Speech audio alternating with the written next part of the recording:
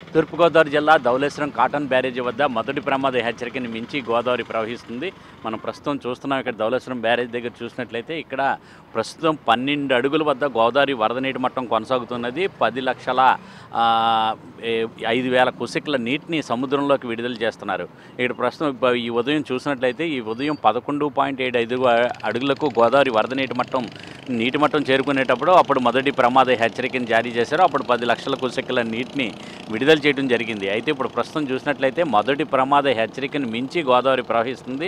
భద్రాచలం దగ్గర మరి గోదావరి ఉధృతంగా ప్రవహించడంతో ఇక్కడ గోదావరి కూడా మరికొద్ది గంటలు ఇంకా మరింత పెరిగే అవకాశం ఉంటుందని చెప్పేసి ఇరిగేషన్ అధికారులు అంచనా వేయడం జరుగుతుంది. అయితే ప్రస్తుతం ఇక్కడ చూసినట్లయితే గోదావరి వరద నీటి మట్టం క్రమేపీ పెరగడం జరుగుతుంది.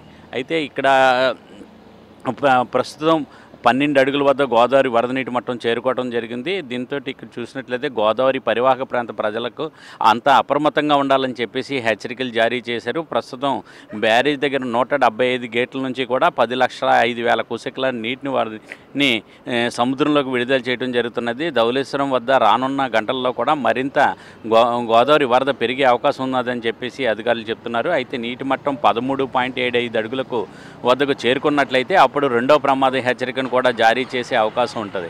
అయితే ఇంకా గోదావరి దిగువను చూసినట్లయితే బ్యారేజ్ నుంచి గోదావరి దిగువకి భారీగా వరద నీరు చేరుకోవడంతో కోనసీమ జిల్లాలోని వరద ఉధృతి కూడా కొనసాగుతున్నది. అక్కడ వైనదేయ, వశిష్ట, గౌతమి, వృద్ధ గౌతమి అనే 4 ఉపనదులు కూడా పొంగి ప్రవహిస్తూ జరుగుతున్నది.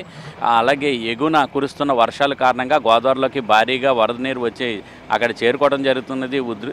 వరద ఉధృతికి చాకలిపాలెం, కనకైలంక వద్ద కాజ్వే మునిగిపోవడం జరిగింది. అయితే నెల రోజుల క్రితమే కూడా గండి పెద్దబోళ్ళని గోదావరిలో వేసిన తాత్కాలిక రహదారి తెగిపోవడంతో 4 గ్రామాలకు కూడా పెద్దపూడిలంక, బూరుగులంక అలాగే అరిగిన వారి పాలెము, ఊడుముడి లంక ప్రజలు పడవలపైన ప్రయాణం సాగిస్తూ జరుగుతున్నది. అయితే పడవలపైన ప్రమాద అంచుల్లోనే ఈ స్కూల్స్కి అవి కూడా విద్యార్థులు వెళ్తున్న దృశ్యాలు కూడా చూడవచ్చు. అలాగే మరింత గోదావరి పెరిగినట్లయితే కోనసీమ జిల్లాలోని అయినవిల్లి మండలం ఎదురుభీముడి దగ్గర అలాగే అప్పనపల్లి కాజ్వే వద్ద కూడా నీట మునిగే పరిస్థితి కూడా ఉంటుంది. అలాగే ప్రజలకు ఎటువంటి ఇబ్బంది లేకుండా ప్రభుత్వ యంత్రాంగాన్ని అప్రమత్తం చేస్తున్నట్లు అక్కడ కోనసీమ జిల్లా కలెక్టర్ మహేష్ కుమార్ కూడా చెప్పడం జరిగింది. ఇంకా గోదావరి ఎగువ ప్రాంతంలో చూసినట్లయితే భద్రాచలం దగ్గర గోదావరి వరద నీటి మట్టం క్రమేపీ పెరగడంతో అక్కడ చింతూరు దగ్గర కూడా గోదావరి ఉప్పొంగి ప్రవహిస్తుంది జరుగుతుంది. ఒక పక్కన చింతూరు దగ్గర శబరి నది అలాగే కోనవరం దగ్గర గోదావరి నది రెండు కూడా కలయికలతోటి అక్కడ గోదావరి మరింత ఉధృతంగా ప్రవహించడం జరుగుతున్నది.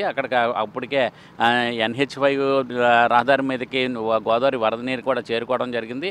అక్కడ వాహనాలు కూడా రాకపోకలు అయితే నిలిపివేశారు. అలాగే కొన్ని గ్రామాలకు చూసినట్లయితే బాహ్య ప్రపంచంతో సంబంధాలు కూడా తెగిపోవడం జరిగింది. అంటే అక్కడ భద్రాచలం దగ్గర రెండో ప్రమాద హెచ్చరిక స్థాయికి గోదావరి వరద నీటి మట్టం చేరుకోవడంతో అక్కడ ఇంకా కింద విలీన మండలాల ప్రాంతాల ప్రజలందరూ కూడా ఇబ్బందులు పడే పరిస్థితులు అయితే కొనసాగుతాయి. దీన్ని నేపథ్యంలో చూసినట్లయితే గోదావరి వరద ప్రవాహం మరింత పెరగడంతో రెవెన్యూ యంత్రాంగం కానీ అదే ఇరిగేషన్ అధికారులు కానీ మొత్తం అధికార యంత్రాంగాన్ని అంతటిని కూడా అప్రమత్తం చేయడం జరిగింది.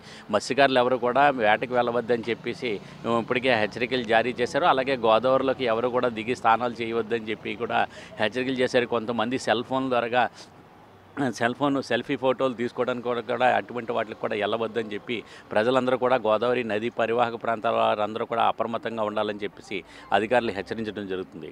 కెమెరామెన్ వాసుతో శ్రీనివాస్, NTV, రాజమండ్రి.